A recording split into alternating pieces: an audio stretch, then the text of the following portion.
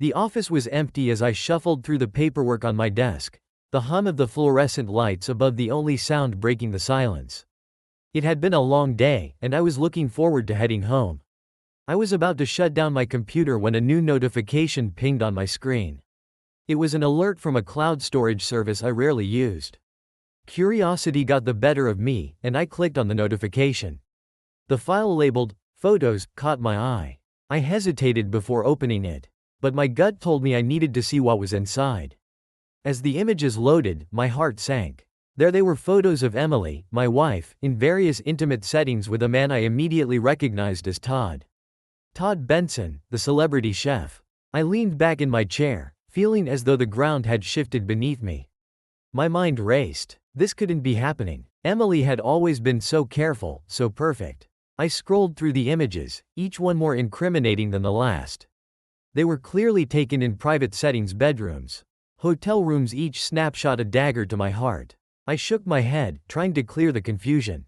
There had to be some mistake, some explanation. But the more I looked, the more it became clear that this was no error. Emily had been unfaithful to me with Todd, a man I had admired for his culinary genius and success. The room felt suddenly too small. My chest tightened as a mix of anger and betrayal surged through me. I grabbed my phone and dialed Emily's number. It rang a few times before she answered. Her voice warm and cheerful. "Hey, honey, I was just thinking about you. How's your day?" "Emily," I said, trying to keep my voice steady, "I need to talk to you." Now. There was a pause on the other end. "Is everything okay?" "No, everything is not okay," I snapped. "I need you to come home immediately." "All right," she said, her tone now laced with concern. "I'll be there as soon as I can." I ended the call and sat in the dimly lit office, the silence now feeling suffocating. I couldn't believe Emily would do this to me. We had built a life together, and now it was crumbling in front of my eyes. As I waited for her to arrive, I wrestled with my emotions. I wanted to confront her, to understand why she had betrayed me. But more than that, a surge of vengeful thoughts began to take shape. Todd Benson had not only stolen my wife but had also played a role in unraveling my life. I had to do something that would make him pay for what he had done. The sound of the front door opening jolted me from my thoughts. Emily walked in, her face showing a mix of anxiety and confusion. "Michael?" she called out, her eyes searching the room for me. I stood up, my heart pounding. "Emily, we need to talk. I have something to show you." As I led her to the desk, I saw her eyes widen when she noticed the open file on the screen. Her face went pale as she took in the photographs. "Michael, she started, but her voice faltered. I didn't wait for her to finish. "I found these today. You and Todd. What the hell is going on?" Emily's shoulders slumped as she took a deep breath. "Michael, I'm so sorry. It was a mistake, a terrible mistake. I didn't mean for any of this to happen." "A mistake?" I echoed, disbelief and anger seething through my words. "You think this is just a mistake? Do you have any idea what this is going to do to me?" She reached out a hand, but I pulled away. "I don't want to hear any more excuses. You've ruined everything." As I watched her break down, I felt a grim satisfaction. This was only the beginning. Todd Benson would pay for his part in this betrayal. I would make sure of it. The anger that had been simmering inside me was now boiling over. I knew what I had to do. If Todd Benson thought he could waltz away with my wife and my life intact, he had another thing coming. And it would start with me destroying his reputation.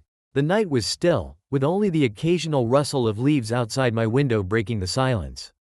Emily had left the house, her tear-streaked face etched in my memory. I was alone with my thoughts, and they churned like a storm at sea.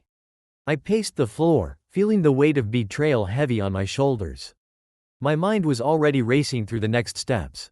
I needed to confront Todd, but not before I was certain of how I wanted to handle this. The idea of revenge had taken root, and it was growing stronger with each passing minute. I needed to destroy Todd Benson's reputation to show him the consequences of his actions. I took a deep breath and started going through the files on my computer again. The photos were damning, but they needed to be more than just pictures, they needed to be a weapon. I began to draft a series of posts, making sure to include every detail that would make the public take notice. I wasn't just going to share these photos, I was going to expose the affair in a way that would get the maximum amount of attention. As I worked, the enormity of what I was doing began to sink in. This wasn't just about a personal vendetta. Todd Benson was a well-known figure in the culinary world. A scandal like this would not only affect him but also ripple through his entire career. His reputation was built on a foundation of trust and excellence. I planned to tear it down. When the posts were ready, I scheduled them for early the next morning. I wanted them to hit the public eye when people were most active online. As I reviewed the content, I felt a grim satisfaction. I had included everything: the context of the affair, the personal nature of the photos, and a call to action for his followers to voice their opinions. The next morning, I woke up early, anxious and eager to see the fallout from my actions. I watched as the posts went live, feeling a rush of adrenaline. The reaction was immediate. Comments began pouring in, and within hours, the story was everywhere. News outlets picked it up, and social media exploded with outrage and scandal. Todd Benson's name was trending. The reaction was a mix of shock and condemnation. People were dissecting every detail of the affair, and the once celebrated chef was now being vilified. It was surreal to watch the transformation from admired chef to the subject of scorn and derision. As the day progressed, it became clear that the scandal was having the desired effect. Todd's restaurants began receiving negative reviews and threats. His business partners and sponsors started distancing themselves, and the damage to his career was swift and severe. I couldn't help but feel a twisted sense of justice. Todd had played a role in destroying my life, and now his life was falling apart. In the midst of all this chaos, I received a call from a journalist who wanted to interview me about the situation. I agreed, knowing it would only add to the frenzy. The interview was a carefully crafted narrative of betrayal and retribution. I portrayed myself as the wronged husband seeking justice, while subtly driving home the point of how Todd's actions had irreversible consequences. By the end of the day, it was clear that the scandal had taken on a life of its own. Todd Benson's reputation was in tatters, and the future of his career was uncertain. I sat back and watched it all unfold, feeling a mix of satisfaction and emptiness. The revenge I had sought had been achieved, but it had come at a cost. The storm I had unleashed was far from over, and I knew that the fallout would continue to affect not only Todd but also everyone connected to this mess. As I looked out the window, I wondered what the future held, not just for Todd, but for me as well. The days following the scandal were a whirlwind. The initial rush of adrenaline had faded, replaced by an unsettling quiet. The noise of social media and news coverage had become a distant hum, and the weight of what I'd done settled heavily on my shoulders. I had achieved my goal. Todd Benson's career was in ruins, but the aftermath was proving to be more complicated than I had anticipated. Emily and I were now separated, and the emotional toll of our shattered relationship was evident. She had tried to reach out, but I couldn't bring myself to respond. The trust we had built was gone, and the pain was too raw. I was left alone with my thoughts and the mess I had created. One evening, as I sat alone in my study, my phone buzzed with a new notification. It was a message from one of my business contacts. "Have you seen the latest?" it read. I clicked on the link and was met with an article detailing the fallout from the scandal. The headline was sensational: "Celebrity Chef's Downfall, The Untold Story." The article was full of interviews with former employees, business partners, and even a few disgruntled patrons. It painted a picture of Todd as a man who had used his fame to manipulate and deceive. The narrative was much more than just an affair. It was a story of exploitation and arrogance. The more I read, the more I realized that Todd's downfall was turning into something more complex. The article suggested that Todd's problems were deeper than just the affair. There were allegations of financial mismanagement and unethical practices in his restaurants. It seemed that my actions had only been the tipping point for a series of issues that had been brewing for a while. I couldn't help but feel a pang of regret. Had I made things worse than I intended? I had been so focused on revenge that I hadn't considered the broader implications. The destruction of Todd's career was not just about personal retribution. It had become a public spectacle, dragging in many others who had been associated with him. As I was grappling with these thoughts, my phone rang again. It was a call from my lawyer. "Michael, we need to talk," he said, his tone serious. "I've been getting inquiries about potential lawsuits from Todd's side. He's claiming that the posts caused significant financial and emotional damage." My heart sank. The legal repercussions were the last thing I needed. The prospect of a lawsuit added a new layer of stress to an already complicated situation. I agreed to meet with my lawyer to discuss the potential fallout. Later that week, I sat down with my lawyer in his office.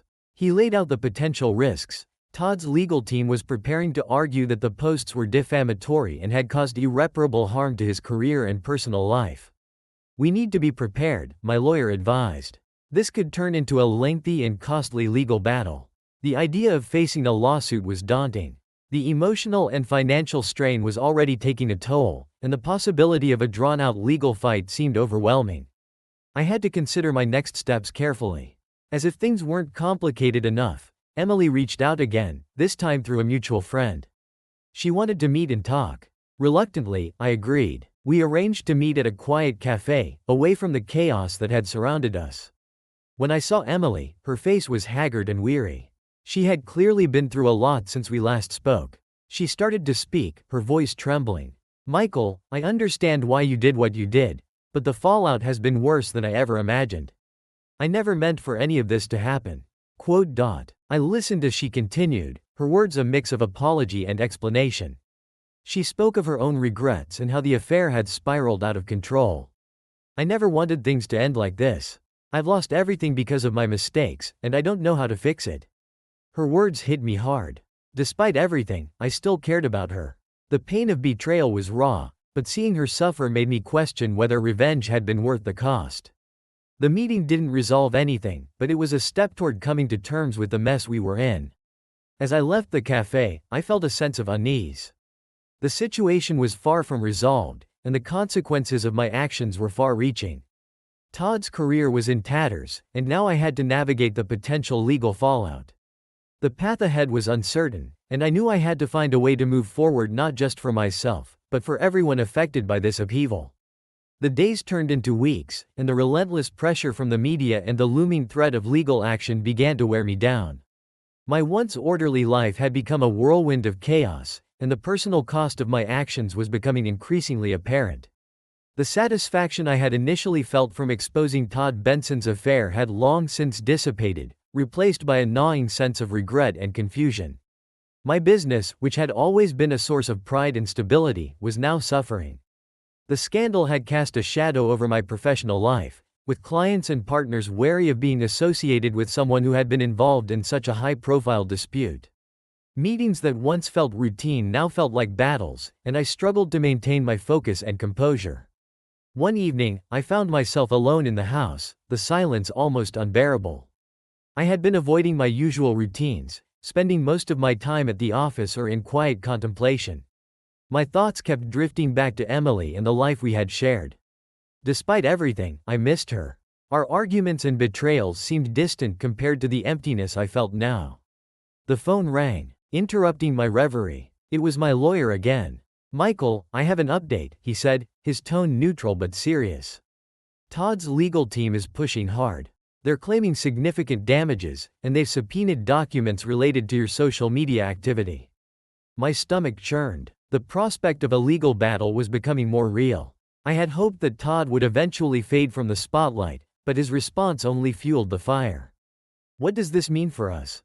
I asked, trying to keep my voice steady. "It means we need to be prepared for a protracted legal fight," my lawyer replied. "We should start gathering all relevant documents and evidence to support our position. It's going to be challenging, but we need to stay on top of it." I ended the call, feeling a wave of exhaustion. The reality of the situation was sinking in. Not only had I caused irreversible damage to Todd's career, but now my own life was being dragged through the mud. I was facing financial strain, legal complications, and the emotional fallout of my decisions. The following days were a blur of meetings with my lawyer, gathering documents, and trying to keep up with my business responsibilities. I felt like I was drowning in a sea of problems, unable to find a clear path forward. The more I tried to control the situation, the more it seemed to spiral out of my grasp. Then, unexpectedly, I received a letter from Emily. It was a simple note, but it carried a weight of emotion. She wrote about her own struggles and how the affair had affected her. She apologized again, not just for the betrayal but for the way it had all unfolded. The letter was a plea for understanding, and as I read it, I felt a mix of sympathy and sorrow. I decided to call her, hoping to find some resolution, even if only for myself. We agreed to meet again, this time in a more private setting, a small park near my house.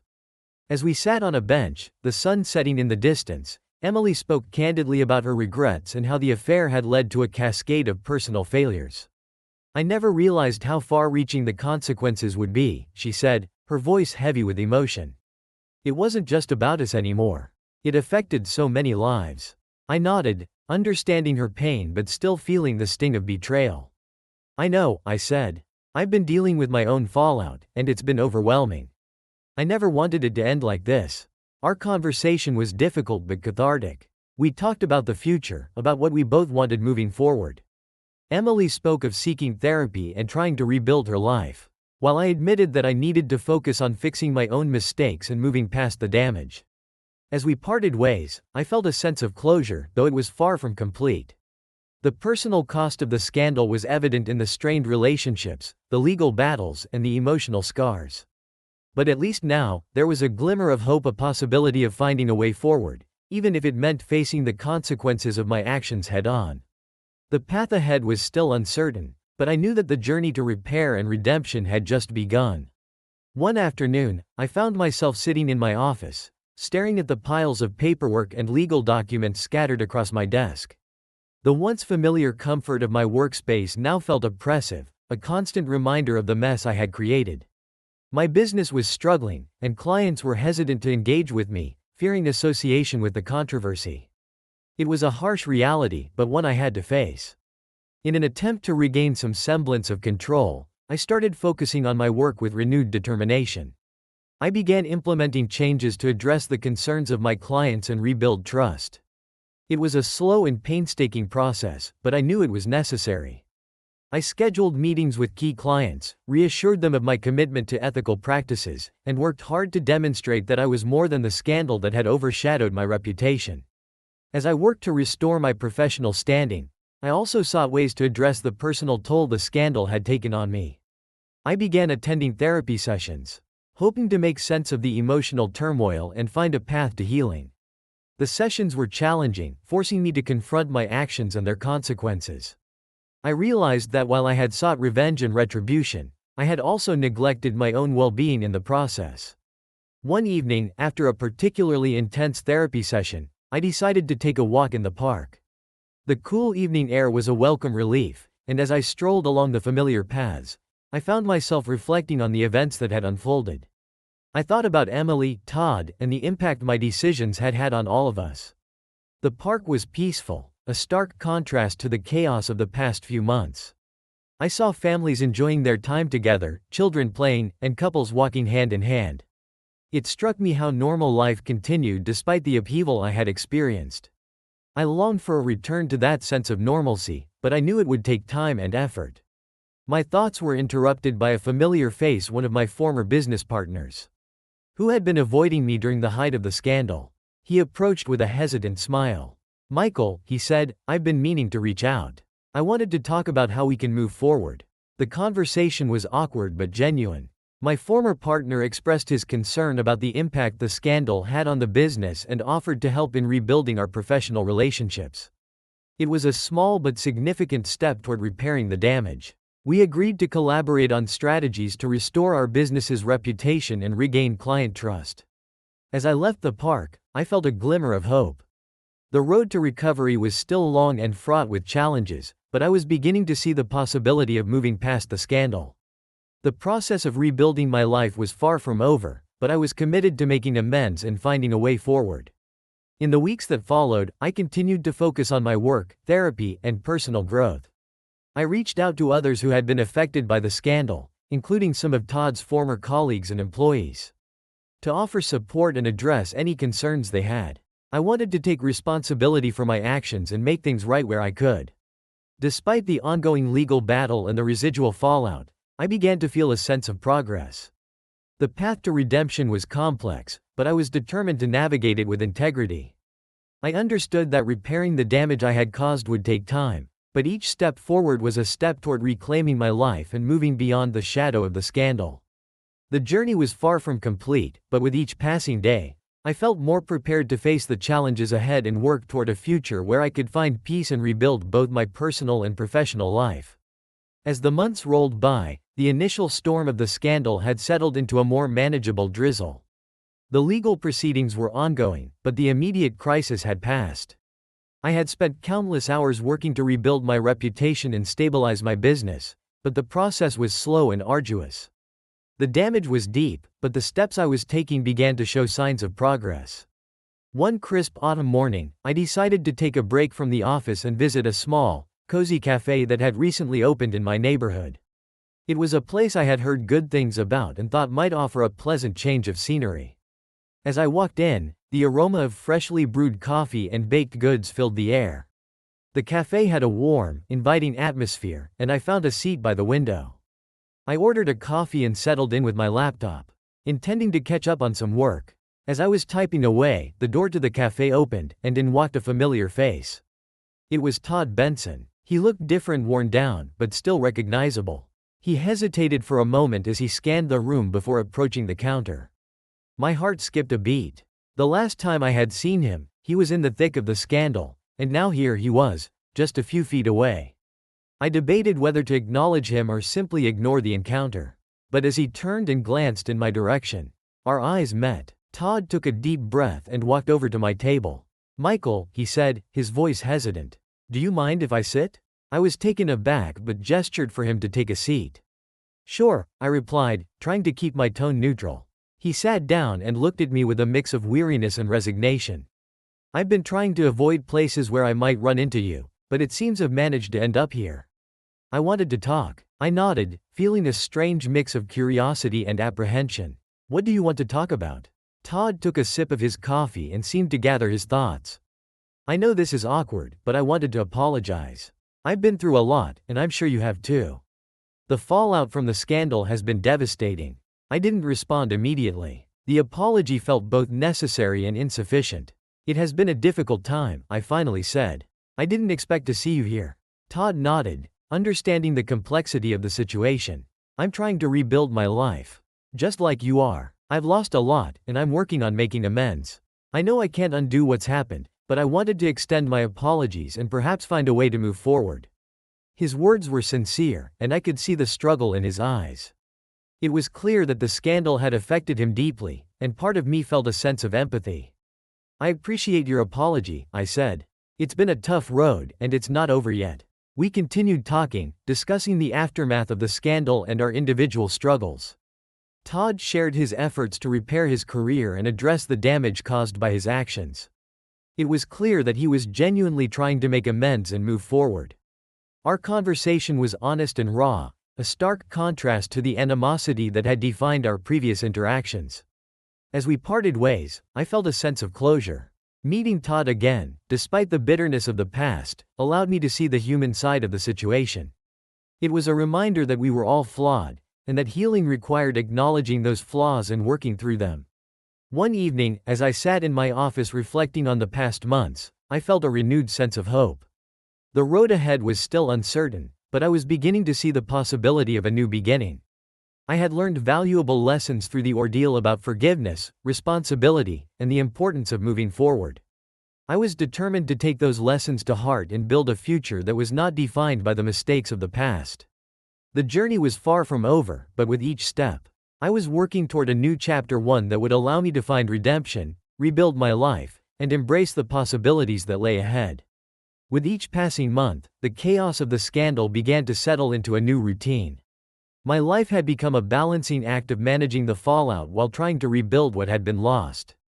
The legal battles continued, but I was learning to navigate them with greater resilience and resolve. One day, as I was going through my daily routine at the office, I received an unexpected phone call from a former client, Sarah Collins. She was a high-profile businesswoman whose company had been deeply affected by the scandal. Her voice on the other end was warm but firm. "Michael, I've been following your progress, and I wanted to see how you're doing." Her call caught me off guard. We hadn't been in touch since the scandal broke, and I had feared that my actions might have irreparably damaged our professional relationship. "Sarah, I appreciate you reaching out," I said. "It's been a challenging time, but I'm working on making things right." "I know it's been tough," she replied, "but I've seen the steps you're taking to address the damage and rebuild your reputation." I wanted to offer my support and discuss how we might work together again. Her offer of support was a glimmer of hope in the midst of the ongoing struggle. We arranged to meet for coffee, and as we sat down in a quiet cafe, Sarah's presence was both reassuring and encouraging.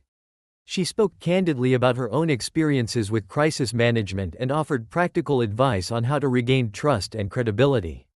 As we discussed strategies and shared our perspectives, I felt a renewed sense of purpose. Sarah's support was not just professional, it was personal.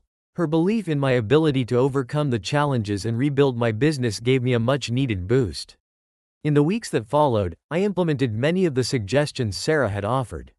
I focused on transparency and communication, reaching out to clients, partners, and stakeholders to address their concerns and demonstrate my commitment to ethical practices. The process was gradual, but the positive responses began to outweigh the skepticism. I also continued working on my personal growth. Therapy sessions became an integral part of my routine, helping me process the emotional impact of the scandal and gain clarity on how to move forward. I learned to confront my feelings of guilt and regret, and I began to understand the importance of forgiveness both for myself and for others. One day, I received an invitation to a charity event organized by a local organization dedicated to supporting individuals affected by personal crises. The event was a chance to contribute to a cause that resonated with me, and I decided to attend. It was a step toward giving back and demonstrating my commitment to making a positive impact. At the event, I mingled with other attendees, sharing my story and listening to theirs. It was a humbling experience, and it reinforced the idea that everyone faces challenges and struggles. The conversations I had with others were a reminder that healing and redemption are possible, and that helping others can also help heal oneself. As the charity event came to a close, I found myself reflecting on the progress I had made. The road to rebuilding trust and reputation was still ongoing, but I felt more optimistic about the future. The support from friends, colleagues, and clients had been invaluable, and I was determined to continue working toward a positive outcome.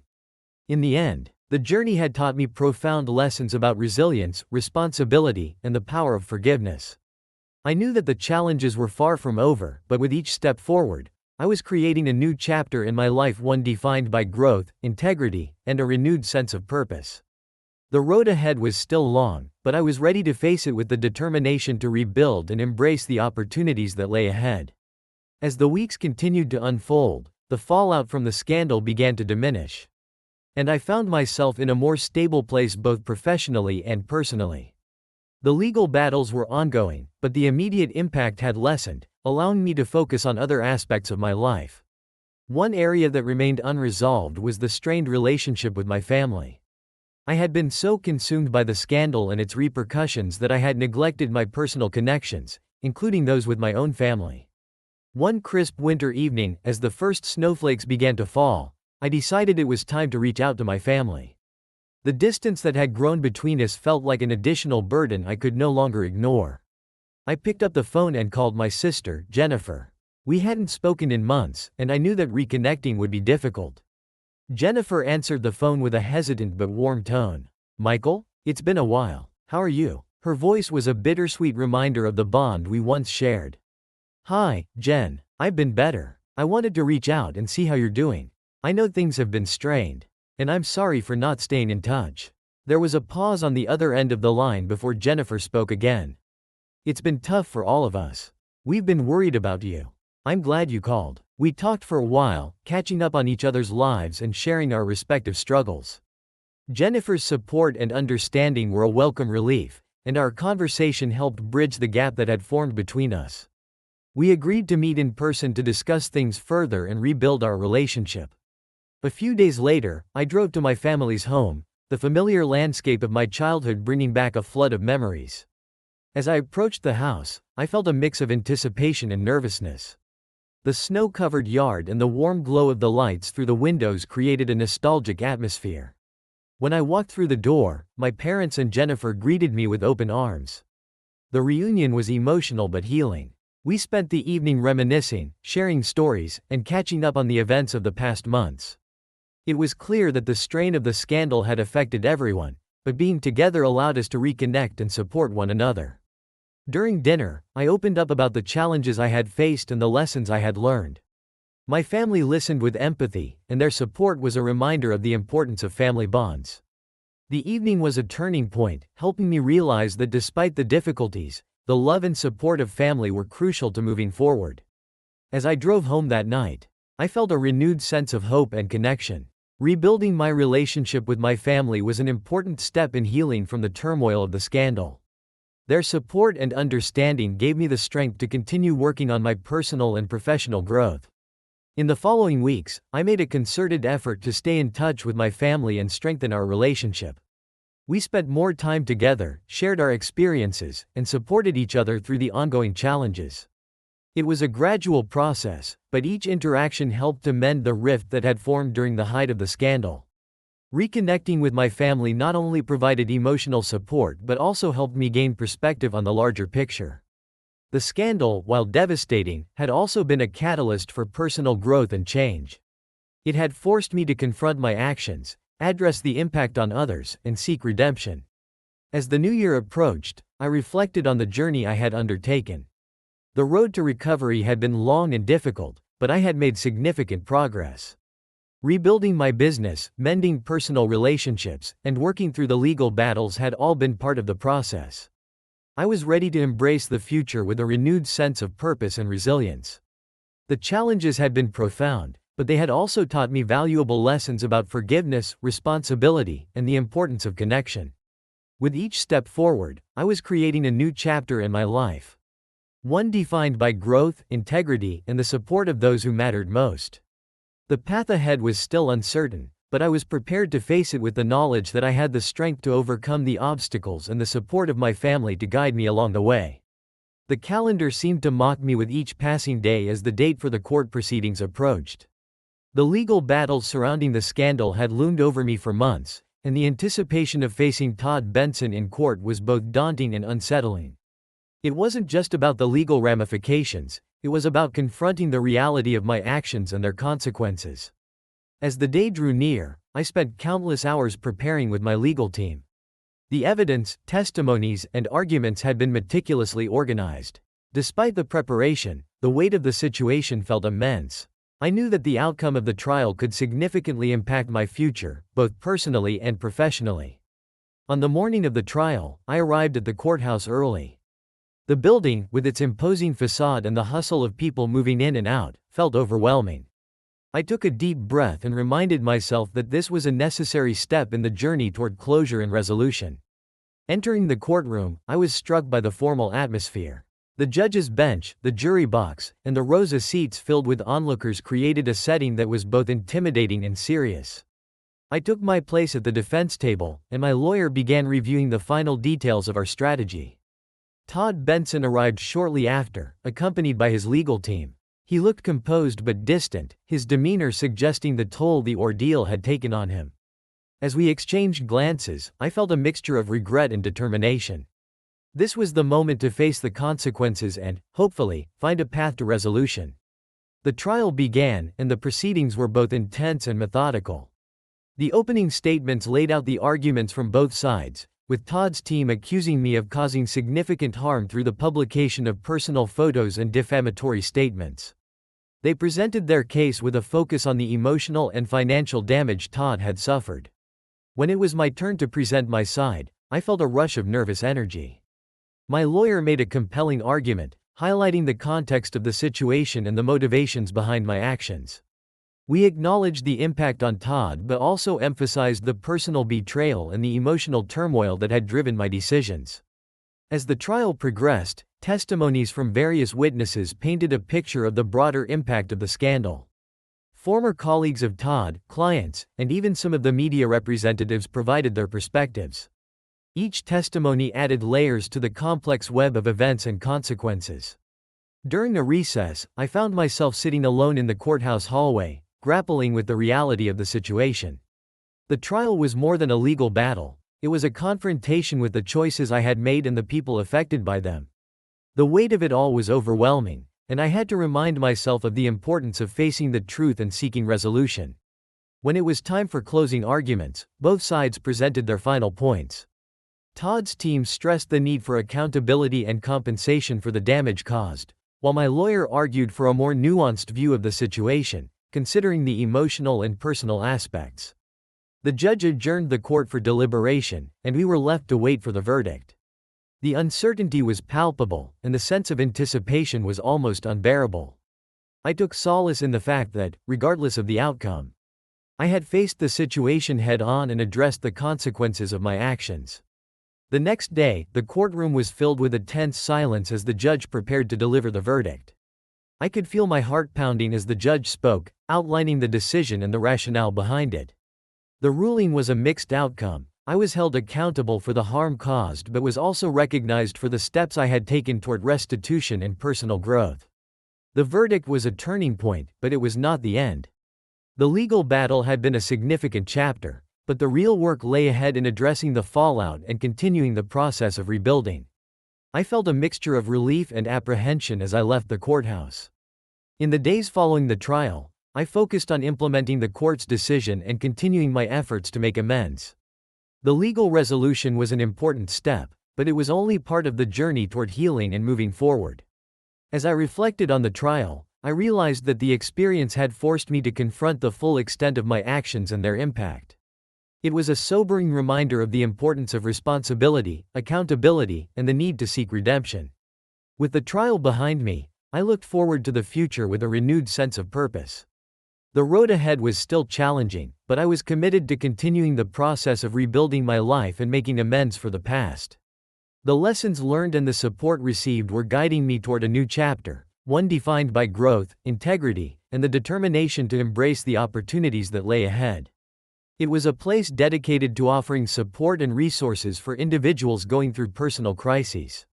I had heard about their programs and thought it might be a valuable experience for me to explore. As I walked into the community center, I was greeted by the warm and inviting atmosphere. The center offered a range of services, from counseling and support groups to educational workshops and community events. I was struck by the sense of purpose and dedication evident in the staff and volunteers. I approached the information desk and inquired about the available programs. The staff member, a friendly woman named Laura, provided me with details about upcoming workshops and support groups. I decided to sign up for a workshop focused on personal development and resilience. The workshop took place in a bright, open room filled with comfortable seating and engaging materials. Participants were encouraged to share their experiences and work on developing strategies for personal growth. The facilitator, a compassionate woman named Emily, led the session with empathy and insight. During the workshop, I found myself opening up about my own journey, the scandal, the legal battles, and the process of rebuilding. Sharing my story with others who had faced their own challenges was both cathartic and illuminating. It was clear that everyone in the room was on their own path to recovery and growth. As we discussed various topics, including forgiveness, resilience, and personal values, I began to see the broader context of my own experiences. The workshop emphasized the importance of understanding one's own strengths and weaknesses, setting meaningful goals, and finding ways to contribute positively to others. One exercise that particularly resonated with me involved creating a personal vision statement. We were asked to reflect on our values, goals, and aspirations, and then draft a statement that captured our vision for the future. As I worked on mine, I realized that I wanted to focus on making a positive impact in my community and using my experiences to help others. After the workshop, I felt a renewed sense of purpose. The experience had provided me with valuable insights and practical tools for personal growth. I decided to volunteer at the community center, offering my support and sharing my own story with others who might benefit from it. Volunteering at the community center became a significant part of my life. It allowed me to connect with individuals facing their own challenges and provide them with support and encouragement. The experience was both fulfilling and humbling, and it reinforced the importance of giving back and contributing to the well-being of others. As I continued my volunteer work and focused on personal development, I also worked on further strengthening my professional relationships. I reached out to clients, partners, and colleagues, demonstrating my commitment to ethical practices and rebuilding trust. The positive responses I received were a testament to the progress I had made. The winter gradually gave way to spring, and with it came a sense of renewal and growth. The challenges of the past year had been profound, but they had also been transformative. I had learned valuable lessons about resilience, responsibility, and the power of personal growth. Reflecting on my journey, I realized that the path to redemption and recovery was not just about addressing the consequences of my actions, it was about embracing the opportunity for personal and professional growth. The experiences had shaped me into a stronger and more empathetic individual, and I was determined to continue moving forward with integrity and purpose. As I looked ahead, I felt optimistic about the future. The road to rebuilding had been long and difficult, but it had also been a journey of self-discovery and transformation. With a renewed sense of purpose and a commitment to making a positive impact, I was ready to embrace the next chapter of my life and continue working toward a future defined by growth, integrity, and meaningful connections. The days turned into weeks, and with each passing moment, I continued to find solace in my new routine. The combination of professional work, personal development, and volunteer efforts created a balance that I hadn't felt in a long time. However, as spring blossomed, I found myself increasingly reflective about the past and its lingering impact. One day, while I was at the community center, I received an unexpected phone call from an old friend, Michael Reynolds. We had been close during college but had drifted apart over the years. The connection felt like a bridge to a simpler time, and the nostalgia was both comforting and bittersweet. "Michael, it's been a while," I said when I answered the call. "How are you?" "Hey, it really has been a while," Michael replied, his voice filled with warmth. "I've been following the news and heard about everything you've been through. I wanted to reach out and see how you're doing. It's good to hear your voice." The call quickly turned into an opportunity to catch up on life. Michael was now living in a neighboring city and working as a consultant. We talked about old times, current events, and the personal challenges we had faced over the years. His empathy and genuine interest in my well-being provided a sense of connection that I had been missing. "I'm actually coming into town next weekend," Michael said. "Would you like to meet up and catch up in person? It would be great to reconnect." I agreed, and we made plans to meet at a local cafe the following Saturday. As the day approached, I felt a mixture of excitement and nervousness. The reunion with Michael was a reminder of the bonds that had been important to me before everything had changed. On Saturday morning, I arrived at the cafe early, taking a seat at a table by the window. The familiar ambiance of the place, combined with the anticipation of seeing an old friend, brought a sense of comfort. When Michael walked in, I recognized him immediately. He had changed, as we all do, but the essence of our friendship was still there. "Michael," I called out, standing to greet him. "It's so good to see you."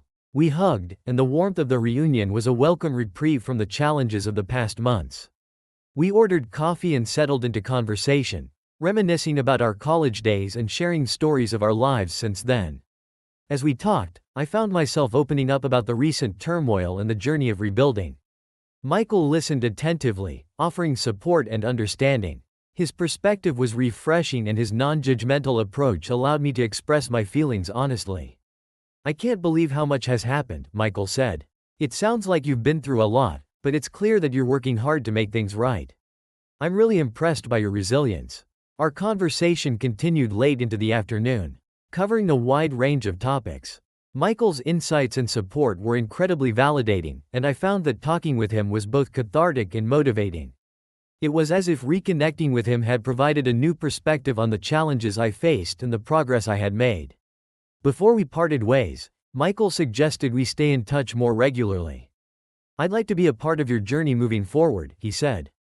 "Let's keep the lines of communication open and support each other." I agreed wholeheartedly. The reunion with Michael had been a reminder of the value of genuine connections and the importance of maintaining relationships that had once been significant. As we said our goodbyes and promised to stay in touch, I felt a renewed sense of hope and determination. In the weeks following our reunion, Michael and I continued to communicate regularly. His support and perspective were invaluable, and our renewed friendship became a source of strength and encouragement. The connection with him was a testament to the importance of nurturing relationships and finding solace in the company of those who truly understand and support you. As spring turned into summer, I felt a growing sense of optimism about the future. The journey of rebuilding was ongoing, but I was learning to navigate it with a renewed sense of purpose and connection. The unexpected reunion with Michael had provided a fresh perspective and reminded me of the power of friendship and support. With each passing day, I continued to focus on personal and professional growth, embracing the opportunities that lay ahead. The experiences of the past year had been transformative, and I was ready to move forward with a sense of hope and determination, knowing that I had the support of old friends and the strength to face whatever came next. Months had passed since the court proceedings, and I had continued to focus on personal and professional growth. Despite the progress I had made, one unresolved aspect of the fallout from the scandal was the strained relationship with Todd Benson. While the trial had addressed some of the legal ramifications, I knew that true reconciliation required more than just a legal settlement. The idea of approaching Todd seemed daunting, but it was something I had been contemplating for a while. I understood that to fully move forward, I needed to confront the impact of my actions on him and seek a genuine resolution. I decided to reach out to him with the intention of discussing the possibility of rebuilding trust and finding common ground. I crafted a letter to Todd, expressing my sincere regrets and acknowledging the harm my actions had caused. In the letter, I offered to meet and discuss how we might address the situation constructively. It was a vulnerable step, but I hoped that it would demonstrate my commitment to making amends. A few days after sending the letter, I received a response from Todd's lawyer. Todd was willing to meet but requested a neutral location to ensure a comfortable environment for the conversation. We agreed to meet at a quiet cafe in the city where we could talk privately. On the day of the meeting, I arrived at the cafe early and waited anxiously for Todd. When he walked in, I could see the strain in his face. The past months had undoubtedly taken a toll on him, and I felt a pang of guilt as I prepared for the conversation. "Todd," I said as we greeted each other, "thank you for agreeing to meet." We took our seats at a corner table, and the conversation began with a mix of formality and apprehension. I started by acknowledging the pain and damage caused by the scandal and the impact it had on his life and career. "I want to start by saying that I genuinely regret the harm my actions have caused you," I said. "The decision to publish those photos was a mistake, and I understand the distress it brought upon you. I hope we can discuss how to move forward and find a resolution."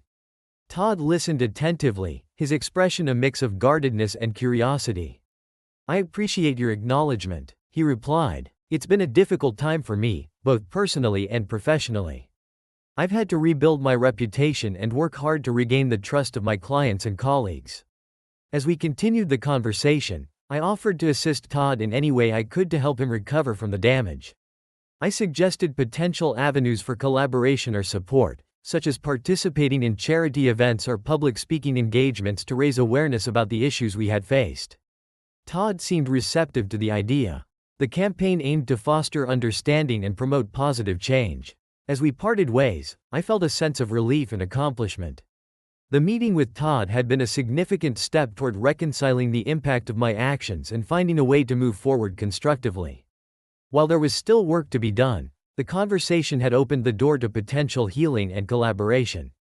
In the weeks that followed, Todd and I worked together on the campaign, engaging with various organizations and communities to raise awareness and promote positive change.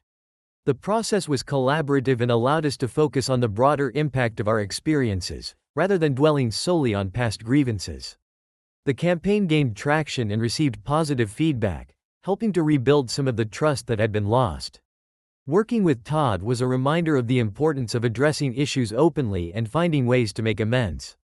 As the campaign concluded, I reflected on the journey and the lessons learned. The process of rebuilding trust with Todd had been challenging. Lisa and I had worked together early in my career, and while our professional paths had diverged, we had always maintained a cordial relationship. When she reached out to me following the campaign's success, it was an opportunity I didn't want to miss. Lisa had recently moved back to the city and wanted to reconnect. We arranged to meet for lunch at a cozy restaurant downtown. As I walked in, I spotted Lisa already seated at a table by the window. She looked the same as I remembered, her warm smile and friendly demeanor instantly put me at ease. "Michael," Lisa greeted me with a hug. "It's so good to see you." I took a seat across from her, and we began catching up on each other's lives. Lisa shared stories about her recent experiences and career changes, while I updated her on my own journey, including the challenges of the past year and the work with Todd. "I've been following your story," Lisa said, her tone empathetic. "It sounds like it's been a tough year, but I'm really impressed by how you've handled everything. The campaign with Todd was a great move. Quote. The conversation flowed easily, and I found myself opening up about the impact of the scandal and the personal growth I had experienced. Lisa listened with genuine interest and offered thoughtful insights. Her perspective was refreshing, and our discussion quickly moved from professional matters to more personal topics. Over lunch, Lisa and I discovered that we had both been exploring new interests and passions. She had recently taken up painting and was involved in several community projects. Our shared interest in community involvement and personal growth created a strong bond, and I felt a growing sense of connection with her. As the lunch came to an end, Lisa suggested that we explore some of the local art galleries together. I've been meaning to check out a few new exhibitions, she said. It would be great to have a friend to go with. I agreed enthusiastically. The idea of spending time with Lisa and exploring the local art scene was both appealing and exciting. We made plans to visit the galleries the following weekend. When the day arrived, we met at one of the city's most renowned galleries. The exhibitions were diverse and engaging, and our time there was filled with lively discussions about art, creativity, and personal expression. Lisa's passion for art was evident, and her enthusiasm was infectious. Walking through the galleries, I felt a sense of liberation and inspiration. The experience was a welcome distraction from the challenges I had faced and a reminder of the simple joys of life. Lisa's companionship made the day even more enjoyable, and I found myself appreciating the value of reconnecting with old friends and discovering new interests. As we wrapped up our gallery tour, Lisa and I decided to continue our exploration with a visit to a nearby cafe for coffee. Over our drinks, we talked about our future plans and aspirations. Lisa shared her goals for her art projects and community work, while I discussed my ongoing efforts to rebuild my career and make a positive impact.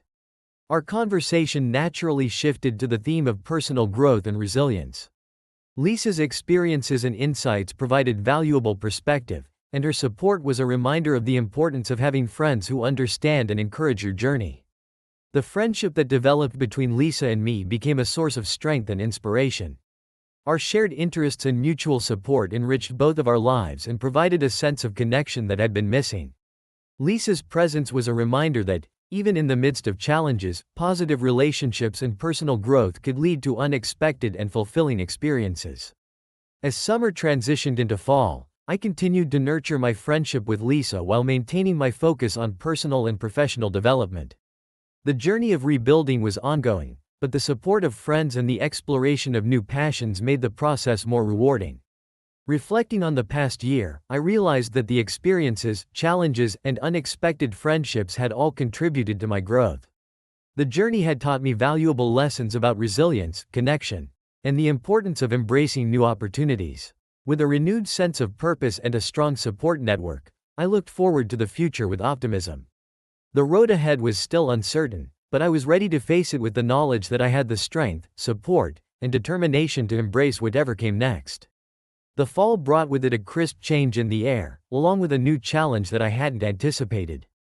Despite the progress I had made and the positive steps I had taken in rebuilding my life, the media storm surrounding the scandal seemed far from over.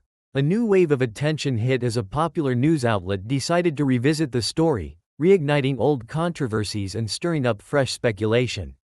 It all began with a phone call from a journalist named Rebecca Harris, who had been assigned to cover the evolving aftermath of the scandal. She wanted to interview me for a feature piece exploring how the situation had impacted my life and career. At first, I was hesitant. I had hoped that the worst was behind me and was reluctant to reopen old wounds. But Rebecca's persistent inquiries and the potential for setting the record straight led me to agree to the interview. We scheduled a meeting at a neutral location, a quiet cafe that had become my go-to spot for important discussions. When Rebecca arrived, she was professional and approachable. Her demeanor suggested that she was genuinely interested in understanding the full scope of the story rather than just sensationalizing it. "Thank you for meeting with me," Rebecca said as she took a seat. "I want to get a comprehensive view of how things have evolved since the initial scandal and how you've been navigating the aftermath." I began by outlining the steps I had taken to address the situation and rebuild my life. I spoke about the court proceedings, the collaborative campaign with Todd, and my ongoing efforts to contribute positively to the community. I wanted to convey that the scandal was not just a headline but a complex situation with real consequences and efforts at resolution. As the interview progressed, Rebecca asked probing questions about the impact on my personal and professional relationships. She seemed to be genuinely interested in understanding the nuances rather than just focusing on the drama. Your efforts to work with Todd and engage in community initiatives are commendable, Rebecca said. But there's still a lingering question about the personal side of the story. How have you managed to rebuild trust with those closest to you? It was a question that resonated deeply. Rebuilding trust with friends, family, and colleagues had been one of the most challenging aspects of the recovery process. I shared my experiences and the importance of honesty, accountability, and consistent actions in regaining trust. As the interview came to an end, Rebecca expressed her gratitude for my openness and willingness to discuss such sensitive topics. She assured me that the goal was to provide a balanced view of the situation and its aftermath. The article was published a few weeks later, and it drew significant attention. The feature provided a nuanced perspective on my journey, highlighting the efforts I had made to address the impact of the scandal and move forward constructively. However, it also stirred up new discussions and renewed interest in the case. The media storm that followed was intense. While the article had presented a balanced view, the renewed attention led to a flurry of reactions, both positive and negative. Some people praised my efforts to make amends and rebuild, while others criticized my actions and questioned the sincerity of my motives. The increased media focus brought additional stress, but it also provided an opportunity to reinforce my commitment to personal growth and positive change. I took the challenges in stride, continuing to focus on the work I was doing with the community center, my professional responsibilities, and my personal relationships.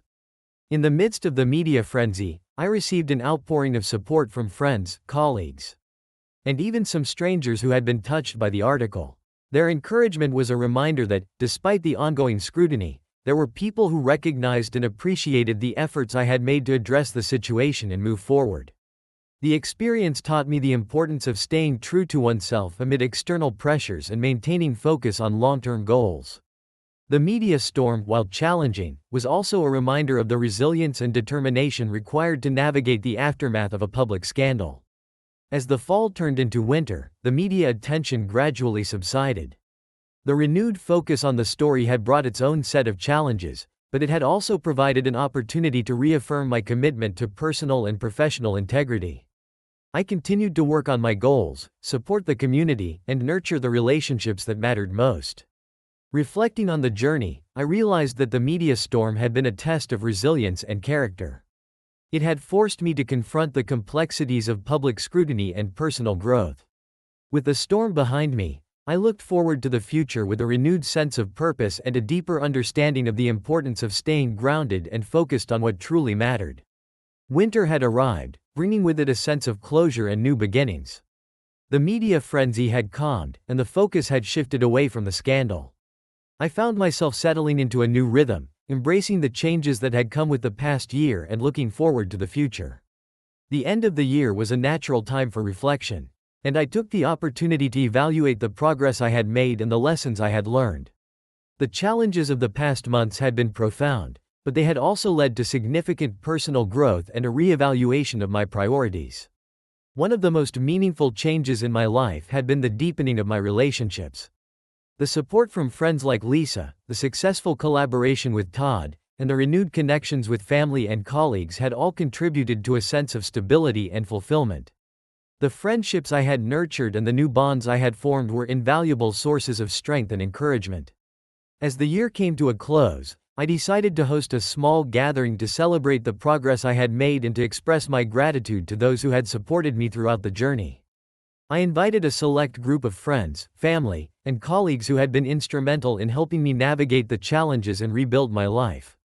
The evening was filled with warmth and camaraderie. The gathering was held at my home, which had been recently renovated and redecorated to reflect the new chapter in my life.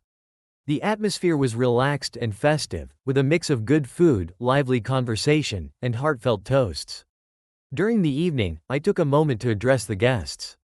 Standing in front of the room, I looked out at the familiar faces who had been there for me through thick and thin. I want to take a moment to thank all of you for being here tonight, I began. This past year has been one of the most challenging and transformative periods of my life. Your support, understanding, and encouragement have made all the difference. I'm grateful for each and every one of you. The room erupted in applause, and I felt a deep sense of gratitude and connection. The gathering was not just a celebration of the end of a difficult year but a recognition of the positive changes and new beginnings that lay ahead. After the guests had left and the house was quiet, I took some time to reflect on the evening and the year as a whole. I realized that embracing the new normal meant accepting the changes that had come with the past year and looking forward to the future with optimism and hope. The experience had taught me the importance of resilience, the value of genuine connections, and the need to stay true to oneself amidst challenges. As I looked ahead to the coming year, I felt a renewed sense of purpose and a commitment to continuing the journey of personal growth and positive impact. The new year brought with it opportunities for further exploration and growth. I decided to focus on expanding my involvement in community projects and seeking out new avenues for making a difference. I also planned to continue my personal development work and explore new interests that had emerged over the past year. With the support of my friends, the lessons I had learned, and the sense of renewal that came with the new year, I felt ready to embrace whatever lay ahead. The road to recovery had been long and challenging, but it had also been a journey of self-discovery and transformation. As the year began, I was determined to approach it with a sense of purpose and optimism. The past year had shaped me into a stronger, more resilient individual, and I was eager to build on that foundation and continue moving forward. The future was filled with possibilities, and I was ready to embrace them with a renewed sense of hope and determination. The challenges of the past had led to valuable growth and change, and I looked forward to the opportunities and experiences that the new year would bring.